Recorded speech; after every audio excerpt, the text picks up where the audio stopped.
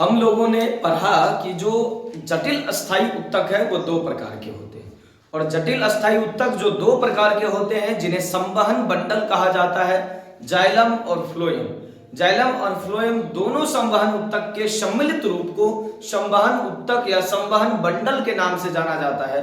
तो आज हम लोग उनमें से एक जाइलम की पूरी व्याख्या करने वाले हैं, इसलिए ध्यान से एकदम बारीकी से समझिएगा इन सभी चीजों को। जाइलम क्या है और जाइलम का कार्य क्या है और जाइलम किन किन तत्वों से मिलकर बना है और किन किन तत्वों से जिन जिन तत्वों से ये मिलकर बना है उनके क्या योगदान है। चलिए बिना देर किए समझते हैं जाइलम की पूरी संरचना, कार्य एवं इसके विभिन्न अवयवों को। जाइलम है क्या? तो जाइलम उस प्रकार का अस्थाई उत्तक है, एक प्रकार का अस्थाई उत्तक है, तो उस प्रकार का अस्थाई उत्तक जो जल तथा घुलित खनिज लवण का परिवहन नीचे से ऊपर की ओर करता है।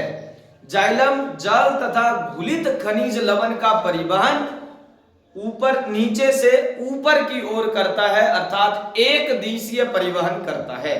फिर से सुनिए, उस प्रकार का अस्थाई उत्तक जो जल तथा जल में घुलित खनिज लवण का परिवहन नीचे से ऊपर की ओर करता है, जाइलम कहलाता है। इसके बाद नीचे हम आते हैं, जाइलम उत्तक पौधे के जड़, तना, पत्तियां लगभग सभी जगहों पर पाया जाता है और शायद इसी कारण इसे चालन उत्तक के नाम से भी जाना जाता है। तो जाइलम या फिर चालन उत्तक आप दोनों कह सकते हैं। अब हम आते हैं जाइलम के अवयव पर। जाइलम चार प्रमुख अवयवों से मिलकर बना होता है और ये चारों अलग अलग होते हैं। तो जाइलम जो है ये उत्तक चार अलग अलग तत्वों या अवयवों से मिलकर बना होता है, जिसमें पहला है वाहिनिकाएं, दूसरा है वाहिकाएं, तीसरा है जाइलम तंतु और चौथा है जाइलम मृदुतक। ये चारों आपको दिख रहा है, ये जाइलम की संरचना के प्रमुख तत्व हैं जिनसे जाइलम मिलकर बना होता है। तो जाइलम चार प्रमुख तत्वों से मिलकर बना होता है, जिसमें पहला है वाहिनिकाएं, दूसरा है वाहिकाएं, तीसरा है जाइलम तंतु और चौथा है जाइलम मृदुतक। इस प्रकार से जाइलम कितनी चार प्रमुख अवयवों से मिलकर बना होता है। अब प्रत्येक अवयवों की व्याख्या करते हैं थोड़ा थोड़ा करके। पहले तो वाहिनिकाएं, वाहिकाएं और जाइलम तंतु, ये तीनों के तीनों मरी हुई कोशिकाएं हैं या मृत कोशिकाएं हैं, इसीलिए हम लोग कहते हैं जाइलम की कोशिकाएं मृत होती है। परंतु जब जाइलम मृदुतक की बात करेंगे, जब जाइलम पेरेन्काइमा की बात करेंगे, तो यह पेरेन्काइमेटस रूप से जीवित कोशिका है। तो जाइलम में एकमात्र अवयव, एकमात्र तत्व जिसको जाइलम मृदुतक कहा जाता है वो जीवित होती है। बाकी सारी की सारी कोशिकाएं वाहिनिकाएं में या वाहिकाएं में या जाइलम तंतु में पाई जाने वाली सभी कोशिकाएं मृत होती है।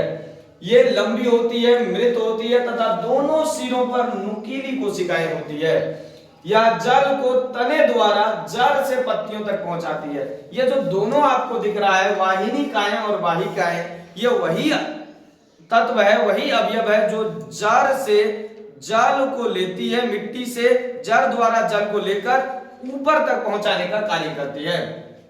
दूसरा है वाहिकाएं, यह एंजियोस्पर्म पौधों के प्राथमिक और द्वितीयक जाइलम में पाई जाती है। इसकी भी कोशिकाएं मरी हुई होती है, लंबी होती है, जालिका रूपी होती है, अलग अलग तरह की होती है। यह जड़ से जल को पत्तियों तक पहुंचाती है। तीसरा है जाइलम फाइबर या जाइलम मृदुतक, इसकी कोशिकाएं लंबी होती है, मृत होती है और यह ज्यादातर द्विबीजपत्री पौधों में पाया जाता है और यह पौधों को यांत्रिक सहायता प्रदान करता है। इसके बाद आप देख पा रहे हैं जाइलम मृदुतक। जाइलम मृदुतक क्या है? तो जाइलम मृदुतक कहने का मतलब ये एकमात्र कोशिका जाइलम के अंदर जो जीवित कोशिका होती है और इन्हें पेरेन्काइमेटस भी कहा जाता है और ये जीवित होती है। इसमें भोजन जमा रहता है, इसमें भोजन संचित रहता है। इसके अलावे ये पार्श्वीय संवहन में तना के बगल से जो पानी गुजरता है उसमें ये मदद करता है, तो ये किनारे की ओर जल के पार्श्वीय संवहन में मदद करता है। इस प्रकार से जाइलम के चारों तत्व वाहिनिकाएं, वाहिकाएं, जाइलम तंतु और जाइलम मृदुतक की व्याख्या हम लोगों ने थोड़ी थोड़ी समझ ली।